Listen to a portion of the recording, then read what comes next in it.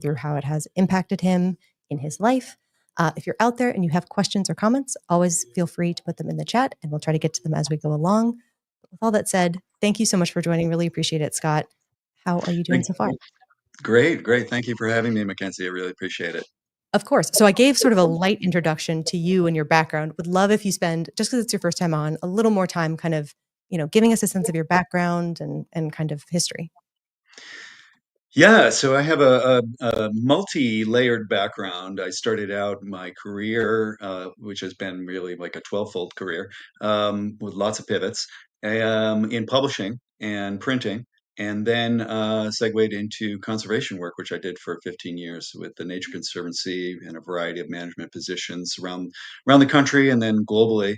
And then I made a pivot into social entrepreneurship with Ashoka, which is a social venture capital organization based in DC, has 27 different countries where entrepreneurs were funded who were addressing social problems, environmental problems, education, healthcare, what have you. And then I did another pivot into clean tech and spent the last 5.5 years of my, let's say, non-self-employed life in that sector, and then have gone out on my own.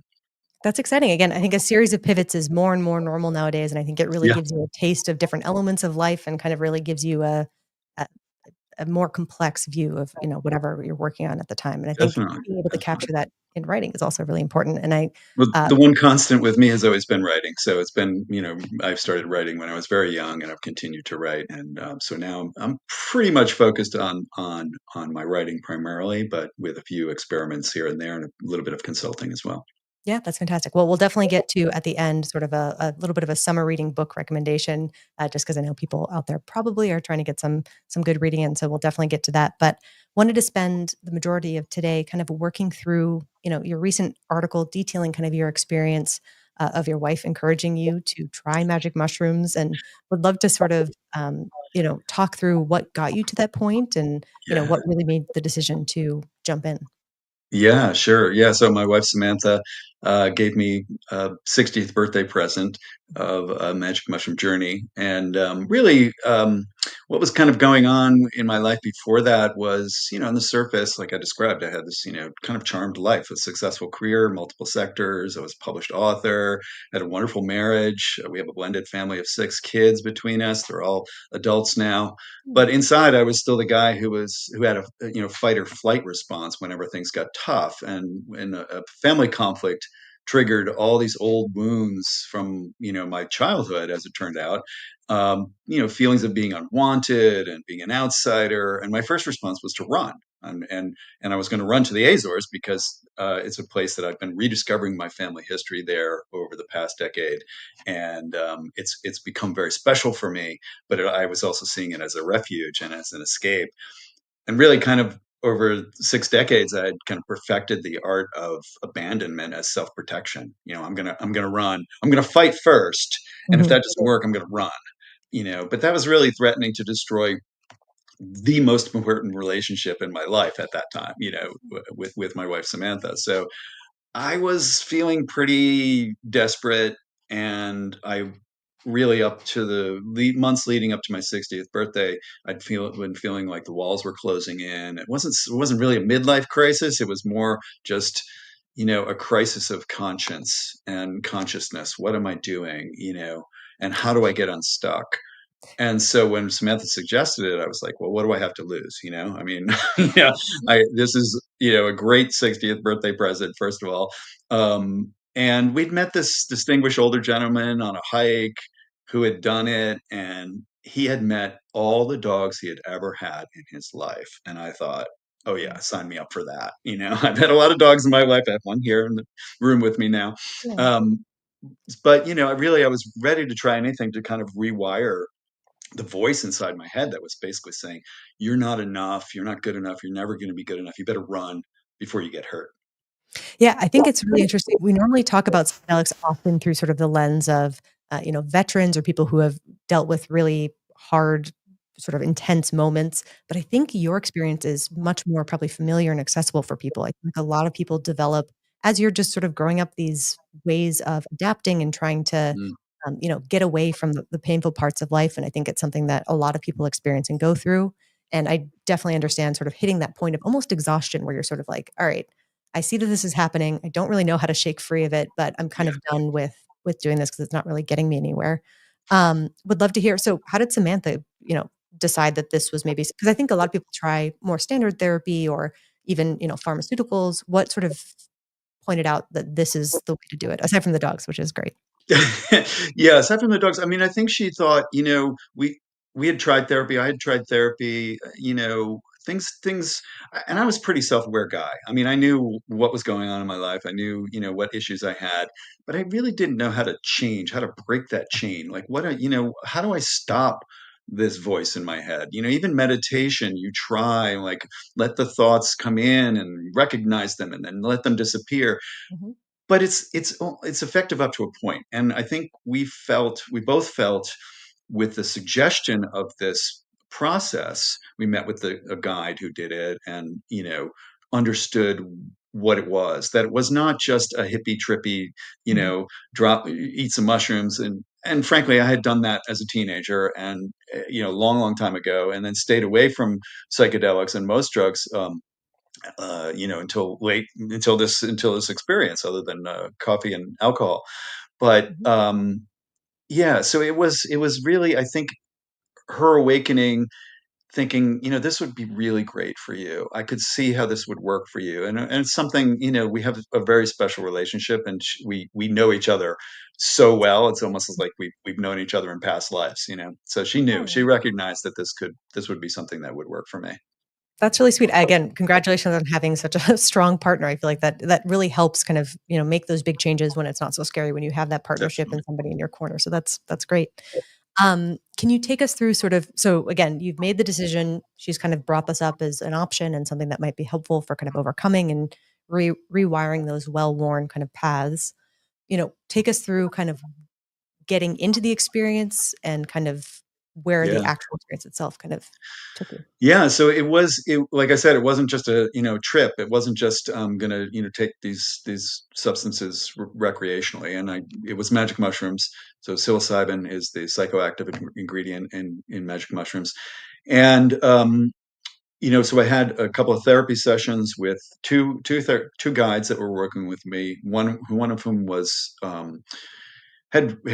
trained in family systems therapy, which was really, really helpful. And I had a long questionnaire about health and any issues that I had, experience with psychedelics or other drugs, and also any kind of issues that I was wrestling with. What are the riddles that I'm wrestling with that I can't solve?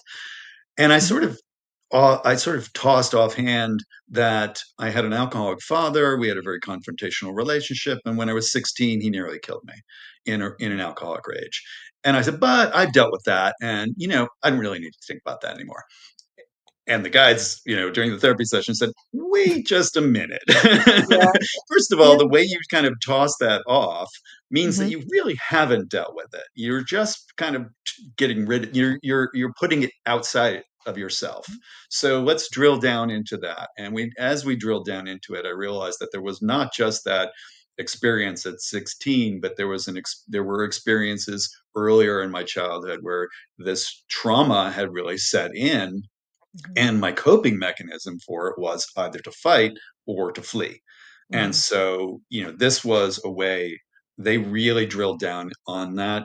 And when part of the process and part of the experience was to set an intention. yeah, So my intention was really to go back and heal my childhood self, heal my teenage self, and, basically make that person, me, feel loved, mhm, and really kind of forgive, that experience in a way. And it was, that was my intention going into it, but the mushrooms had a very I different think plan for me, as it turned out. I feel like you get there though in the end. I think like it's from what I've heard from people who have done it and done similar sort of psychedelic therapies, it can take you in kind of weird ways, but ultimately it does sort of dig into the things that you need to dig into or the points of pain that you have. I Yeah. imagine obviously having a guide or someone who's able to kind of help you along, whether that's sort of in a more clinical setting or kind of like what you were doing, where it is still, set up and well thought out, but outside of a clinic, it does help you organize your thoughts, kind of going in, prepare you to have a good kind of journey. Did they give you any expectations in terms of what it would be like? Did you have a sense from, doing recreational stuff when you were younger? Yeah, That maybe yeah. I mean, I you kind of knew I had very good experiences with mushrooms and with LSD and mescaline as a teenager, Mhm, frankly.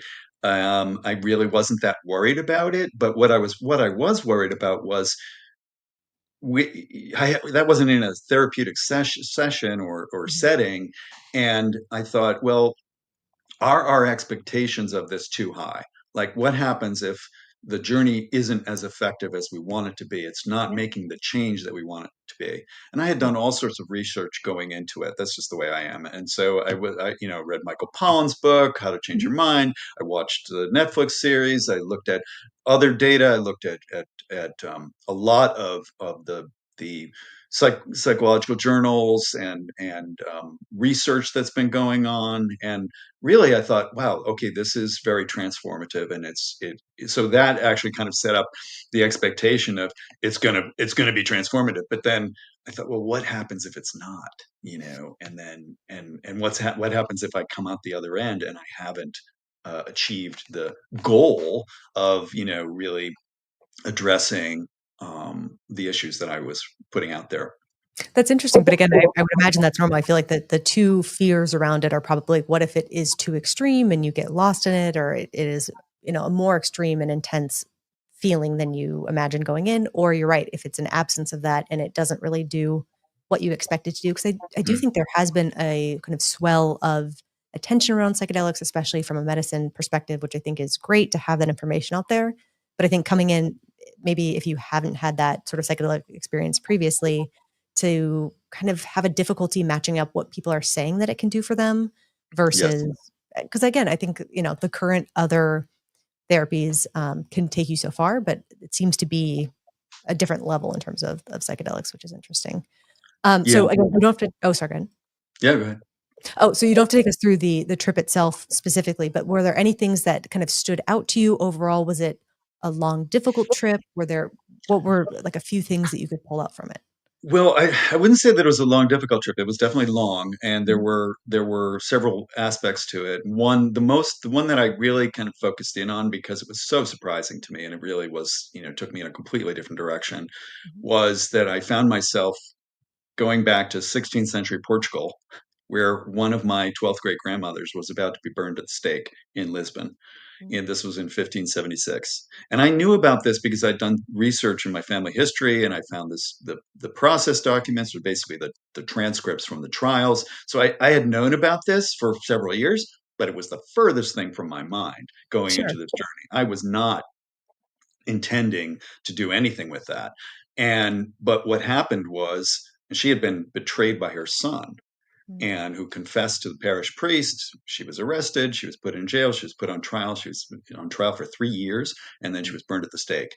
mm, And I was basically taken back there to the square where it happened. I've actually been to this place in Lisbon, so I was familiar with it. It was in my mind, yeah.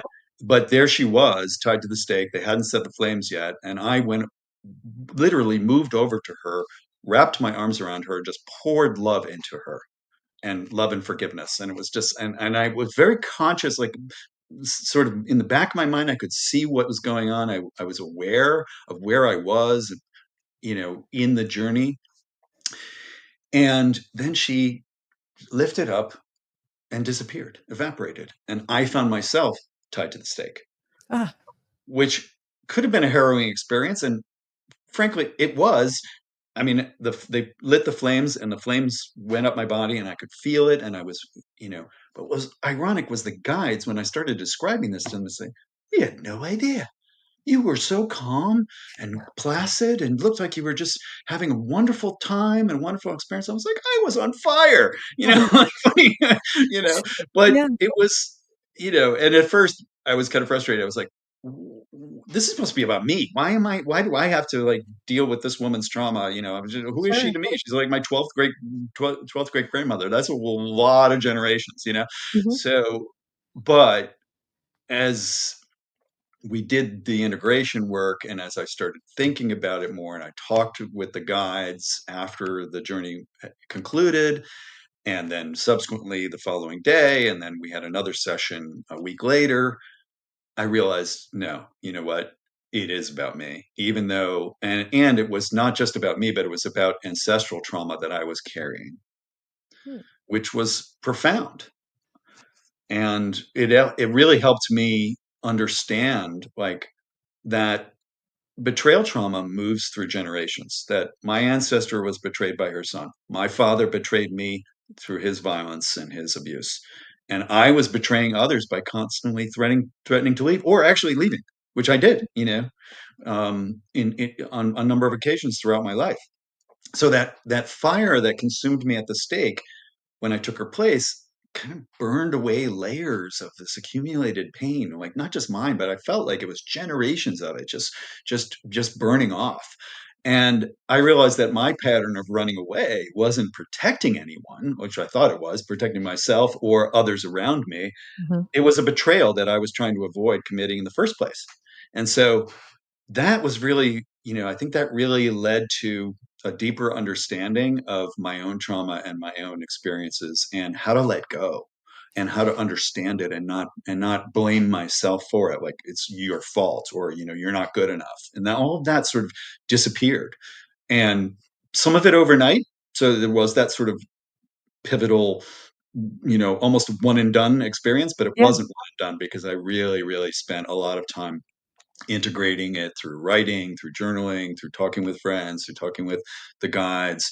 I did some subsequent journeys on my own where um, really tried to look at other issues, and it really kind of unlocked a lot for me. That's really interesting. I do think it's not funny, but kind of interesting talking to people who have gone through these trips from a healing perspective. It does seem like the actors and the setting is very different in terms of what they're seeing and going through.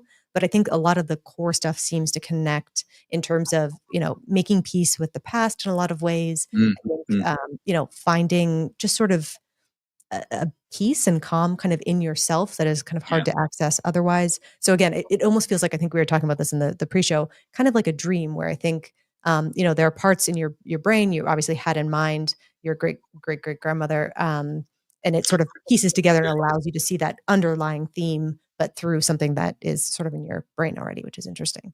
yeah. And I wasn't really even conscious of that connection, Sure. and to the connection to mostly what I thought about in the past, my ancestors as I researched them. I mean, some of them were forced to convert from Judaism to Catholicism during the Inquisition, which is when this was happening with that great grandmother. But then also uh, most of my Azorian relatives, so my Portuguese relatives, moved from the mainland to the 9 island archipelago in the middle of the Atlantic. Can you imagine? Not if you're a landed people from Mhm. central Portugal and suddenly you're on a ship being sent to a remote island and you're never Yeah. going to see your family again. I mean, there's trauma there. And then eventually, two of my great grandparents, excuse me, left the Azores to come to America, and so one of them left his entire family behind. And so what's that like? And these markers, I think, I don't know if you've read Bessel van der Kolk's The Body Keeps the Score, but it talks about trauma and how it is carried in our bodies. And, there's a lot of research. Rachel Lee Huda has done a lot of research on intergenerational trauma and Yeah. how that gets passed on.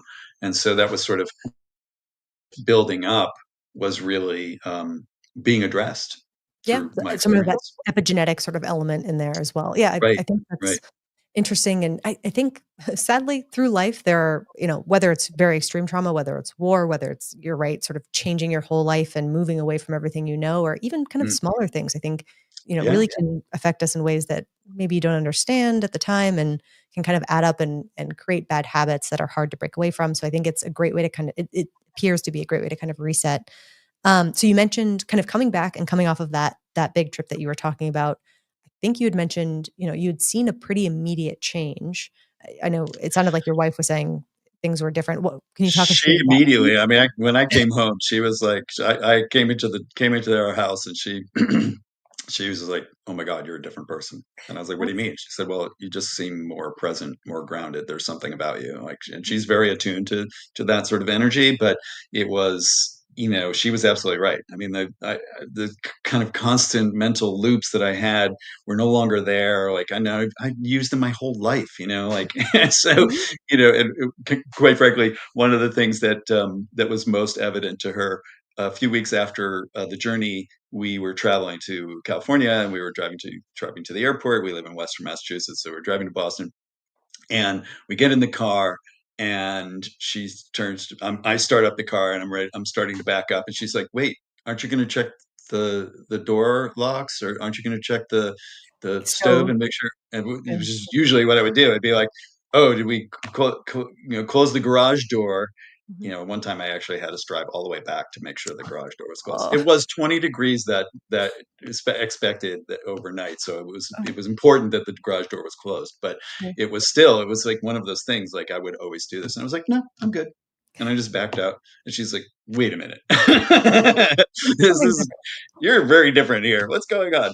But Yeah. yeah, it was sort of like I started sleeping through the night, and I noticed that when conflicts arose in any aspect of my life, whether it was a work related thing, or writing, or whatever, the conflicts just sort of didn't have as much importance anymore, That's and yeah. I could let go of them.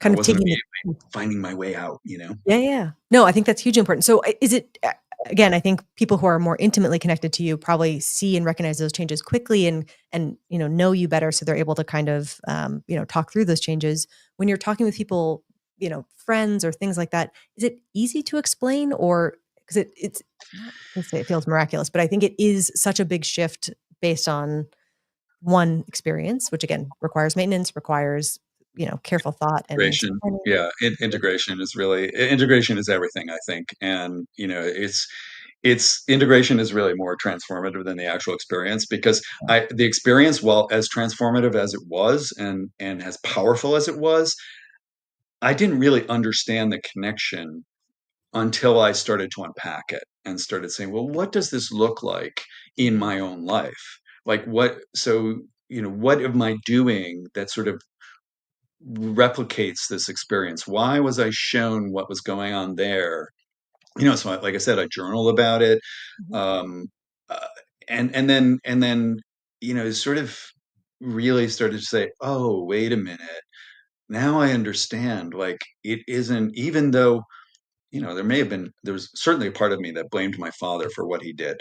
Mhm. But I also, I started to think, you know what? He was dealing with his own betrayal trauma. He was dealing with his own deep wounds that he could never resolve and wasn't going to resolve. And my, I was able to recognize that and forgive him for what he did.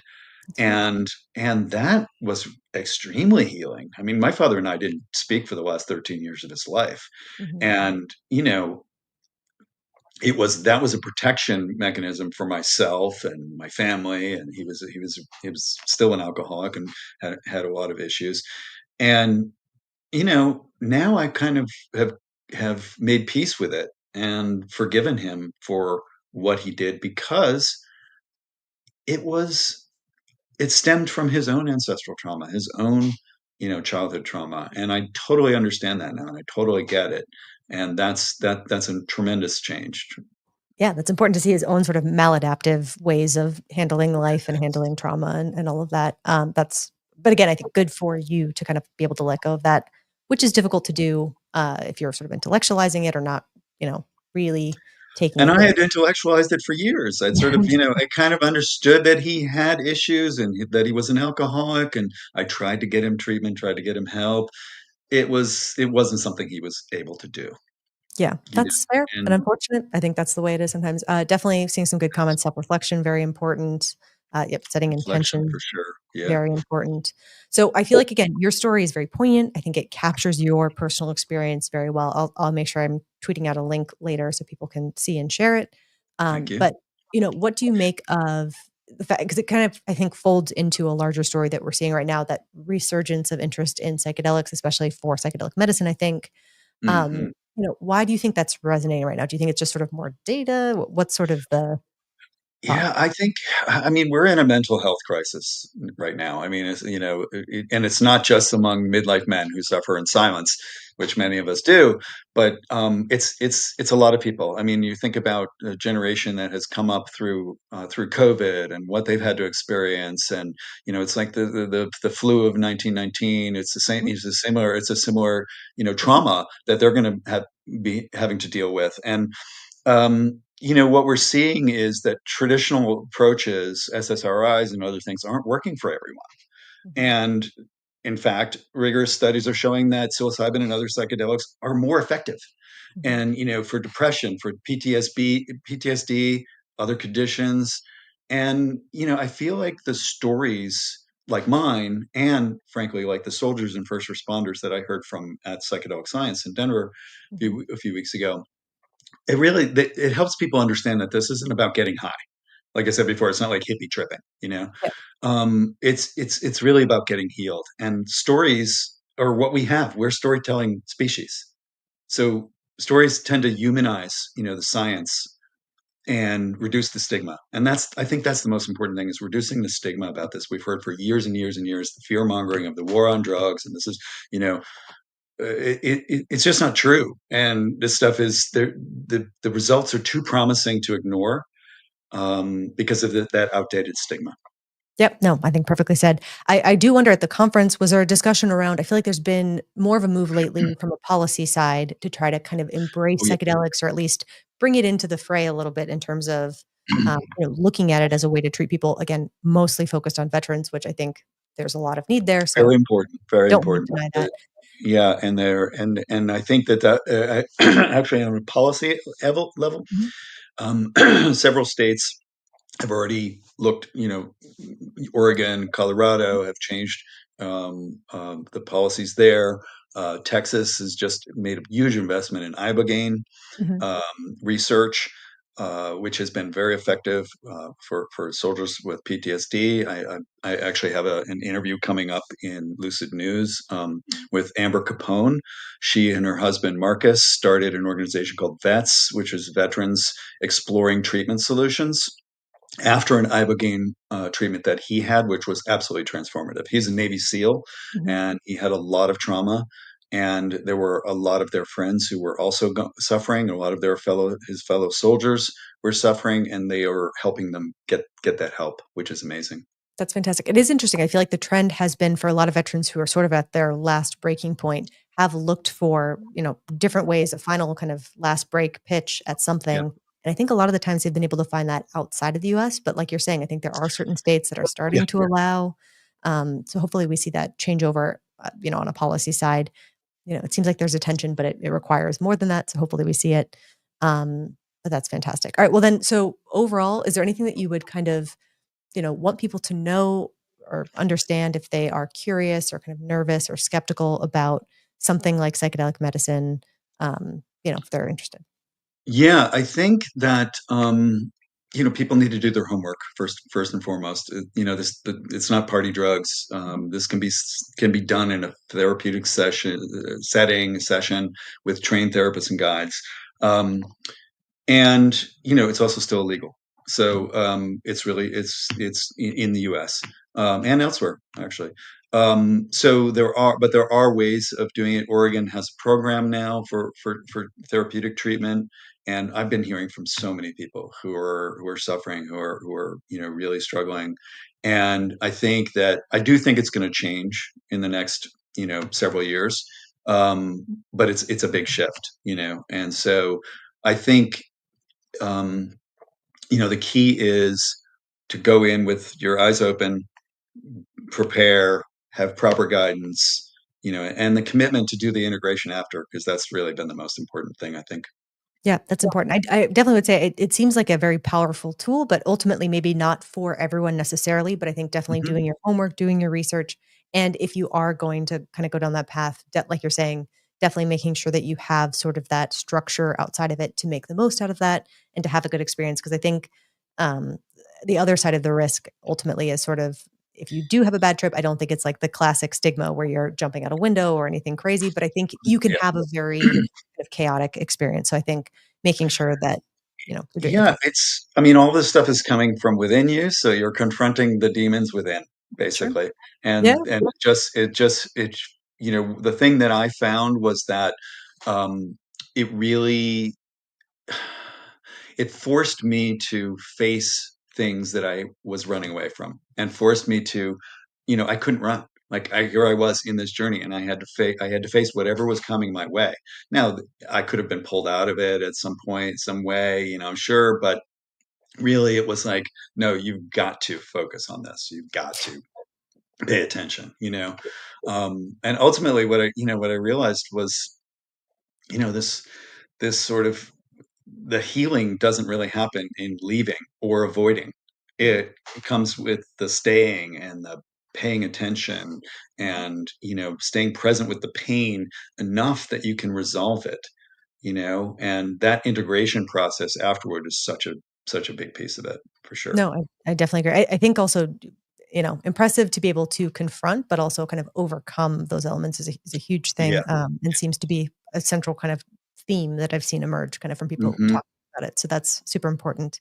Well, then, so I'll definitely say, one, thanks for sharing your story. Really, really appreciate it. I will definitely make sure I'm sharing that article so people can take a Thank look and you. read for themselves. It's Thank you. well written, and I Appreciate think that. it captures it well. So I think that's great. I just want to say, I guess, as we're sort of rounding out, I know I mentioned at the beginning, would love to get some summer reading as an author. If you have any recommendations or things that people should check out, let me know. Yeah, so right now I'm reading Kara Swisher's Burn Book, which is an entertaining saga of the tech world she's been covering since the 90s. So nothing to do with psychedelics, but it's a really fun book because she's so good. She's such a good writer. Okay. I loved Richard Price's new novel, Playground. He's the author of another recent favorite of mine, Overstory. And this one is like, it has the intersection of the vast ocean environment, opportunities and threats of AI, and megalomaniacal tech bros. So great combination. Feels Um, very current. it feels very current, right? Yeah. Well, actually, she talks about all of the major players who we're dealing with right now, because she's been there from the beginning. She knew Jeff Bezos when he frankly was just a nerd in khakis and a polo Sure. shirt. So anyway, in terms of psychedelic books in the psychedelic space, Michael Pollan's How to Change Your Mind, absolutely, I think is a must read for people. There's also a Netflix documentary, 5 parts, I think. It goes into different medicines, different plant medicines. He experiments, but he also such a great writer. I did a profile of him for Berkshire Magazine last summer, and it's he's just such a smart guy. The other book I'd recommend for psychedelics, in particular for magic mushrooms, is Eugenia Bones' Have a Good Trip, which delves into the magic mushroom experience, and then also the science behind it. And it's a very readable style, and she's got a lot of information in there. Really, really good read. That's fantastic. You're a fire hose of great recommendations. Appreciate it. I feel like you should also put in a plug for one of yours. I feel like you should get in the mix as well. What would people read from yours? Well, if you're curious about my life, and I have a little memoir called Falling Up. You have to go to my website, scottedwardanderson.com, to find it, because I have the only copies now. Okay. Um, and you can find me on various social media platforms at Green Skeptic. That sounds good. All right. Well, thank you again so much. Appreciate you, taking the time, sharing your story, sharing your insight, as well as some summer reading. Always great. Thanks everyone out there. Really appreciate it. Thanks for joining. Thanks for the questions and the comments. And I think that's just about it. So thanks so much. Any final thoughts, Scott? No, I just I encourage everybody who's struggling to get help. Because it's really important, and the world needs you as a better person. That sounds good. All right. Perfectly said. All right. Thank you so much. Really appreciate it. And we hope to catch you next time. Thanks.